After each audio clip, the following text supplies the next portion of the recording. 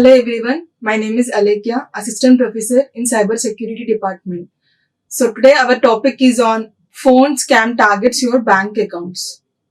So the contents we are going to discuss is phone scam targets your bank account, and cookies and beacons, the Facebook controversy, and privacy loss through leakage of users' Facebook profiles. So these are some type of scams that are happened through the phones. So which are related to the bank accounts. So let us start with the phone scam targets your bank accounts. So this is one of the illustration for DOS attack. What is DOS attack? Normally DOS attack is nothing but denial of service attack.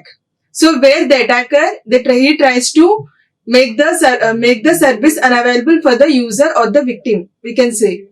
So this DOS attack is also very dangerous when it comes to phone scam attacks. So DOS attacks. So these are not a new happening from past. So many attacks it is going on. So these attacks are used by the computer hackers. They're mainly used by the computer hackers to bring down websites by flooding them with huge amount of network traffic, so that they will make the user unavailable at the time of using. And device attacks are also one of the attacks where we can say that it is one of the passive attacks. And here the cyber criminals, they are using masquerading attacks, masquerading technique. So that illustrates this whole illustration shows how the technique was used. So what is masquerading? So masquerading is nothing but pretending to be someone. Pretend to be someone. So by using this technique, they'll try to rise the attacks. So what will happen if you get hundreds or thousands of calls on your home or business or cell phone? So what will happen? So it will simply tie up with the lines. So see here, if you are having any mobile phones that was connected to the network, or any home device, home mobiles, or any business mobiles, so which is getting hundreds and thousands of calls at a time. So the network might be crashed at the time. So how will you feel if you heard anything coming as if from the thin air recorded messages, advertisements when you answered? So if you have got those calls and you got these types of recorded messages or some advertisements when you answer those calls, is it like it is not annoying? So we have to be careful about, however, because it could be more than that. So it is very dangerous than that, as it could be a sign that you are being victimed by the latest scam making the rounds. So it might be the one of the sophisticated technologies that these cyber criminals are using. So we have to think in that way. And next one, so this telephone denial of service attack. So it could be possibly the preprocessor of a crime aimed at your bank accounts. So it is one of the predecessor. So it is like they have been pre-planning for attacking on your bank accounts. So which the bank account data has been breached might be. So in a current twist, the fraudsters, so the cyber criminals, they are converting this activity into telephones. So through the telephones, they are using this technique and using these automated dialing programs and multiple accounts to overwhelm the phone's lines of unsuspecting citizens. So why do you think the criminals do it? So how do you think? So why do you think the criminals only do it? So it turns out that the calls are simply a diversity tactic. They'll just divert the thinking of us, or they'll divert the calls while the lines are tied up. The criminals, the masquerading, as the victims themselves are raising the victims' bank accounts. They are raising the bank accounts on online trading or other money management accounts like this. And here how these attacks works. So we can call about the reconsignments and passive phase of attacks. So what is reconsignment? So it is one of the survey, we can say.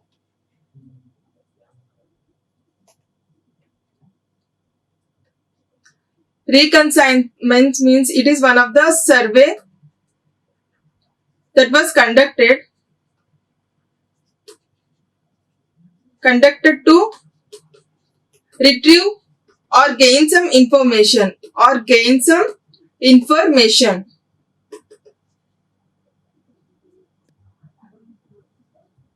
So reconsignment. And next one, weeks or months before the phone call starts. So before the phone calls like this starts, a criminal uses this social engineering tactics or malware to elicit personal information from the victim that victim's bank account or financial institution would have, like account details or account numbers and passwords. So where the account has been breached at that place, they'll try to gather that personal information like passwords, account details like this through social engineering tactics, and they'll try to plan these phone calls at start. And perhaps you as a victim, so perhaps normally you as a victim responded to bogus like email phishing for information inadvertently gave out sensitive information during a phone call, or put too much personal information on social media that will be trolled by the criminals. So if you have given so much, like we are having so many social engineering tools where we can keep our personal information over there. So they can be trolled by the criminals and they can use this information to gather your financial institutions details like this. And using the technology, so criminals tie up with your phone lines. They'll try to tie up with your phone lines. And next, the criminals either reaches the financial institutions and pretending to be you, pilfers your, like they will try to pretending to be you, or they'll try to use your bank account details using fake transactions. They will use your bank account details for fake transactions. And more often than not, the institution calls to verify the transactions. But of course, in this scenario, this due to phone lines being made busy, they're unable to go through this victim over the phone. So if they have tracked the phone call, if the bank person who is trying to verify the person is you or not, so they cannot reach the person or the user. So the transaction might happen, or the account will be closed. Like this, so many situations will happen.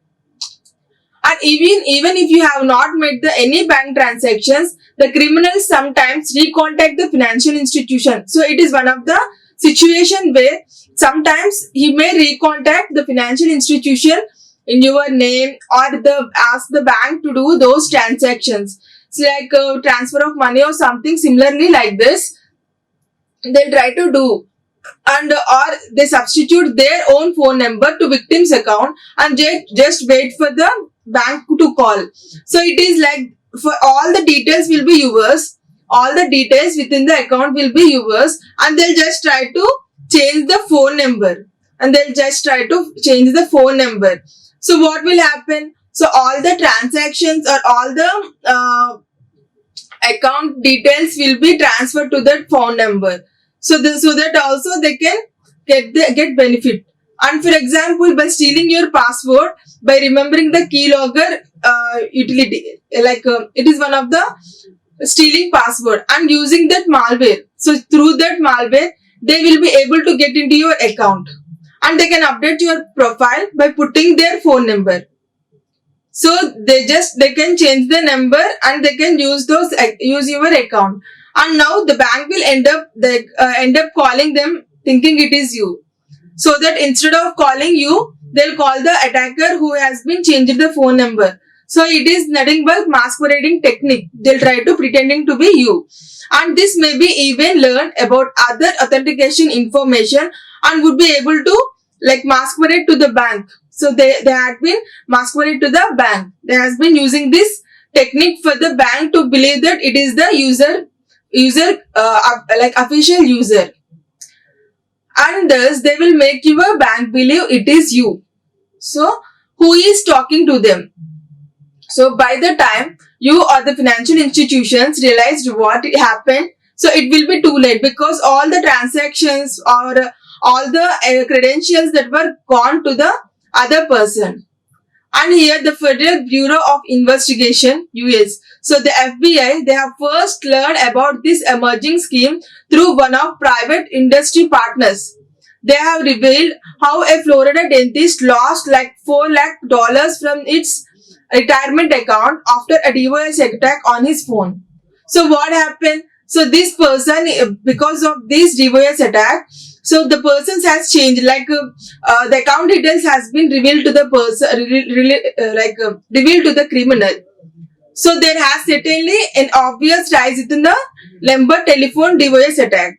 So with the numerous incidents, so like this, so many incidents has happened that was reported in several of the eastern states in America. So what is DOS attack? So normally DOS attack means denial of service attack. They'll try to deny the service to the user. They'll try to deny the service to the user. And to help fight with these schemes, so FBI teamed up with the Communication Fraud Control Association. Communication Fraud Control Association, and the compromising of security professionals from communication providers to analyze the patterns. They try to analyze the patterns and trends of telephone DOS attack, and they'll try to educate the public and identify the perpetrators and bring them to justice. So these are the situations that were happened in DOS attack. And remember always that ultimately it is individuals customers. It is individuals customers, like it is a small and medium business, like small or medium sized businesses on the front line of the battle, because they are not having complete knowledge about the how attackers might happen. So what is masquerading it. So is there any chance of getting calls like this, or they will not have complete knowledge about that. So that's where they'll target these like small and medium sized businesses. So they were on the battle every time. So take some safety measures for this, like never disclose your personal information to a voluntarily phone caller. So if they have any phone calls came like that, we shouldn't disclose our personal information, or via email also. So through email, if there is any links came, or any links that has to fill with the personal information has came, we shouldn't go to that. And if there is any OTPs that are coming from other sources also, we should be aware of that. And change online banking and automated telephone system passwords frequently. It is also must, because by the we can say that from botnets attack. So botnets attack is nothing but they'll just try to take the information through the guess and wrong attacks. So we have to change our accounts. We have to change our passwords frequently, and check your account balance often. So every time we have to check our account balances if there is any transactions that were happened without the intimation, or without any changes. And protect your computers with latest virus protections and security softwares. So the devices which are used within the organization, which are connected to the network, all this has to be protected by some antivirus softwares. They will every time. So we have to use some virus protection for the softwares or the systems for security purposes. But we have to every time update them. We have to update to that. So if there is any gaps within the security, we have to fill them. So all these measures has to be taken. And even if you have the slightest doubt that you are possibly under an attack, those cell phones are under a DOS attack, contact your financial institution and your telephone provider and file a complaint with the appropriate authorities in your location. So if you have any doubt, if there is any calls coming from unauthorized accesses, or any calls that are coming like advertisements or asking the details, So first we have to contact our financial institutions. So if there is any phone number has been changed without the intimation, or if any person has reached for our bank account details, so without any intimation, so like that we have to discuss. Like we have to contact the financial institution and your telephone provider also. And if there is anything that was happened like this, first we have to give a complaint with the appropriate authorities within your location. So this is all about phone scam targets your bank account. So next one, cookies and beacons, the Facebook controversy. So what is cookies and beacons? So normally this is one of the breakfast it is one of the breakfast for the foreign people where this is one of the simple breakfast, and it is like why it is the Facebook controversy. Let us discuss this. And this illusion, so it refers to public Facebook, a popular tool for social networking. So what is Facebook? So where so many people they can people they can post some details, or they can save down some details. They can post their personal details, they can post their happiness, everything they can. There is availability of posting. So as a general privacy principle, whenever a website captures people's personal information details, so normally there will be one general privacy principle. So for that, based on that, whenever a website that captures people's personal information details like name, birth date, home address, telephone number, personal mobile number, or any details, etc., that site is supposed to have an explicit consent. Like it is having so much of information, and without having trolling also they can get the information. That is nothing but opt-in. What is it? Opt-in. So wherein the person visiting the website, he will check the box appearing on the consent from displaying on the website. And what is opt-out? So it is considering as an implicit consent. So implicit consent, like wherein the person is assumed to be giving the permission as long as he or she does not uncheck the box. So without checking the box. So thus opt-out is a method. So what is it? It is a method which personal information will be processed. Personal information will be processed unless the data subject indicates it should be otherwise. And what is opt-in? So it is also another method in which personal information will be processed only if the data subject indicates it should so on. So these are the differences upon opt-out and opt-in. So what is opt-in? So it is an explicit consent, and where is opt-out? It is implicit consent. And we just recall the dangers of social networking sites like Facebook. So the social networking site is supposed to track visitors to the site and is also supposed to have a customized privacy setting option. So people people like both cookies and beacons, and it is one of the breakfast in other like European countries. So as much as these considered bad for the physical health, so they also for the health and well-being of the confidential data stored on the computers. So let us understand what cookies and beacons mean in this computer parlance. So cookies, normally it is one of the tiny text files that are stored on the client's device. So it will not do anything, it just resides within the client machine. So it may be later retrieved by the web server. It will not do anything, it is just just a tiny small text files that resides within the client's machine, and where if there is any retrieved by the web server, so this can be used. So cookies files allow the web server to keep track of the end user's web browser activities and connect individual web requests into something like a session. And these cookies can also be used to prevent users from having to be authorized for every password protected page and they access during a session. And by recording that, they have successfully supplied their username and password already.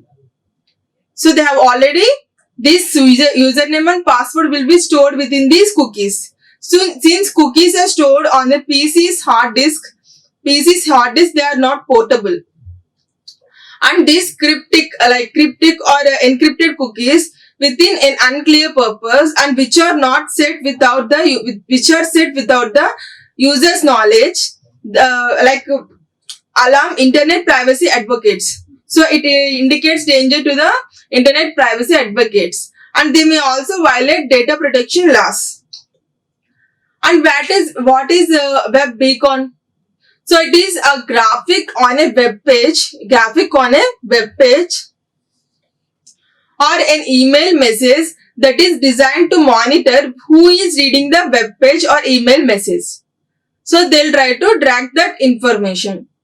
Web beacons are often invisible. They are not visible, and because they are typically only 1 by 1 pixel in size with no color. So it is one of the graphic on a web page. They cannot be seen. And they are having very small size where 1 by 1 pixel in size, which is having no color.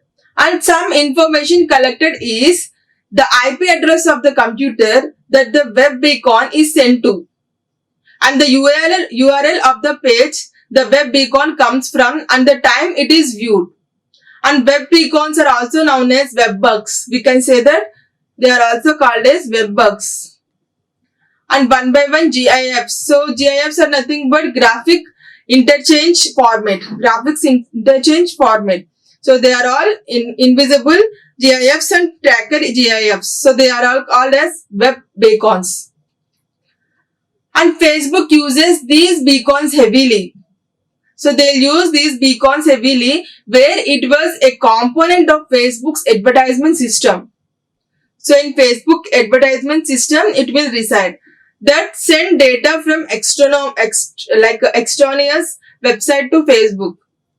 And apparently for a purpose of allowing targeted advertisements and allowing users to share their activities with their friends.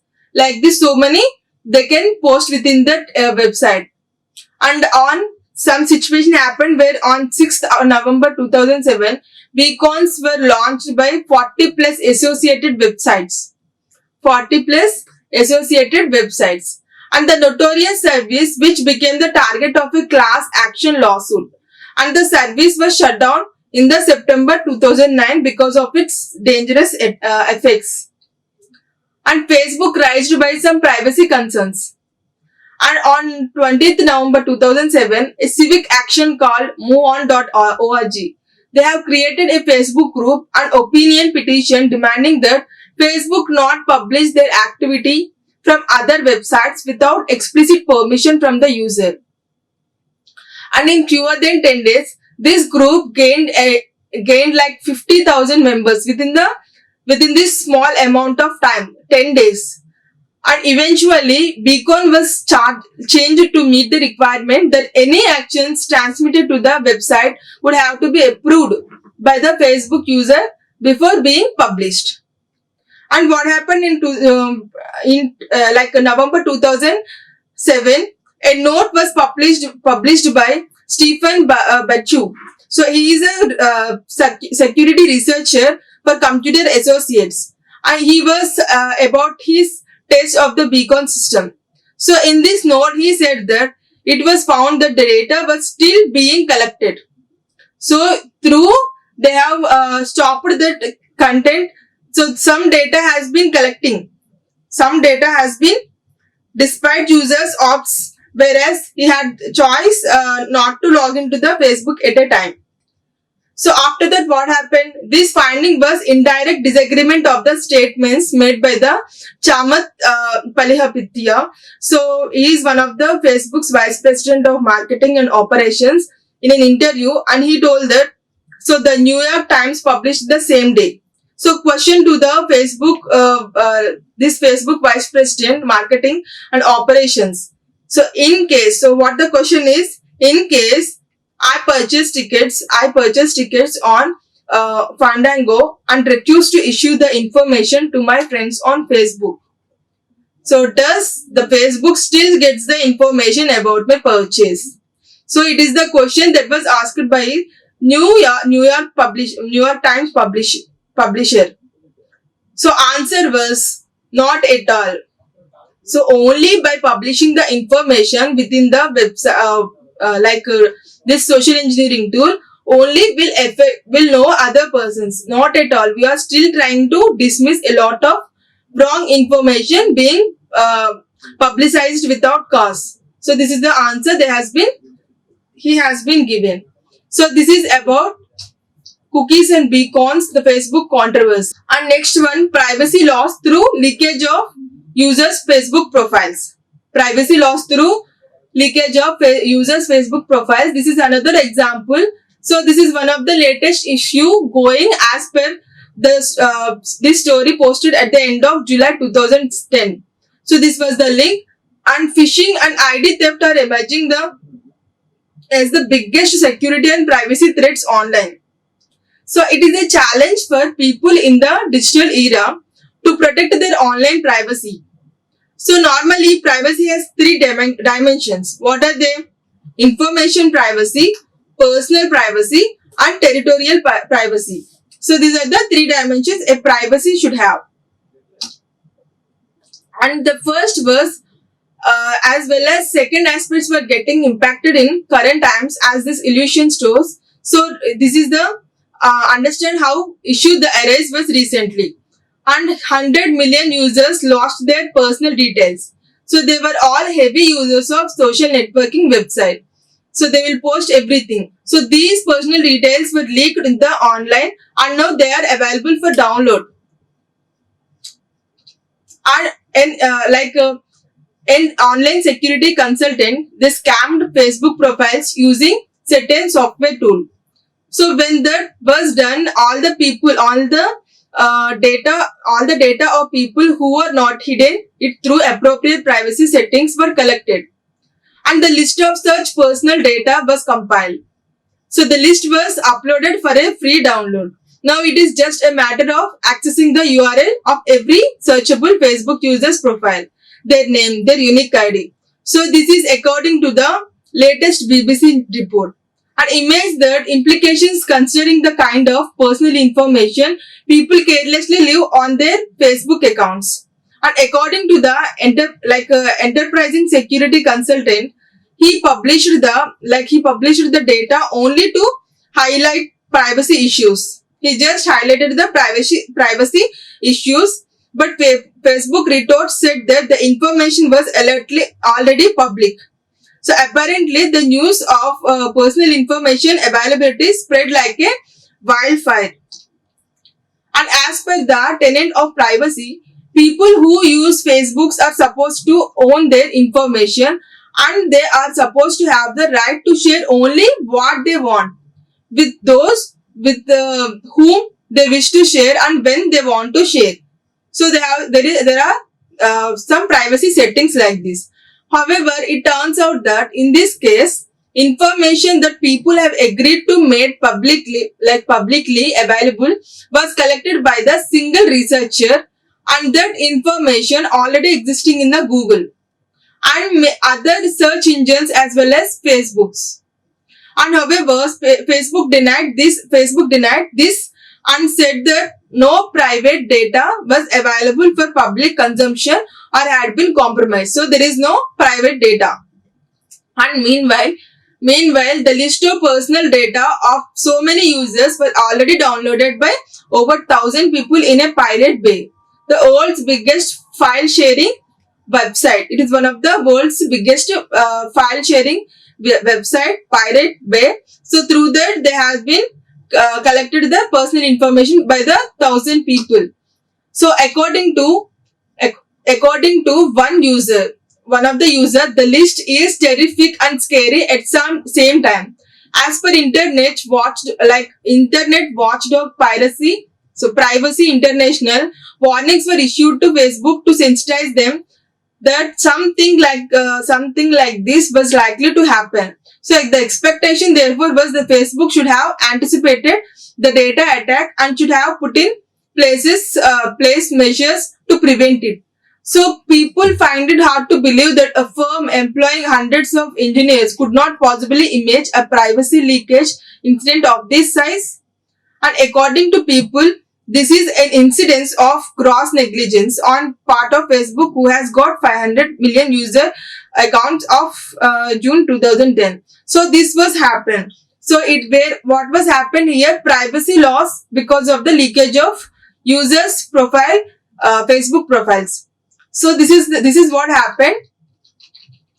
So these are the contents that we have discussed. So where these phone scams through Facebook controversies, Facebook profiles leakage. So these are all very dangerous as it is happening. So as it is happening, privacy, ID thefts are happening, privacy thefts are happening, personal information is stolen. So all these are happening through these activities. Thank you. Like, share and subscribe. Hit the bell icon for more updates.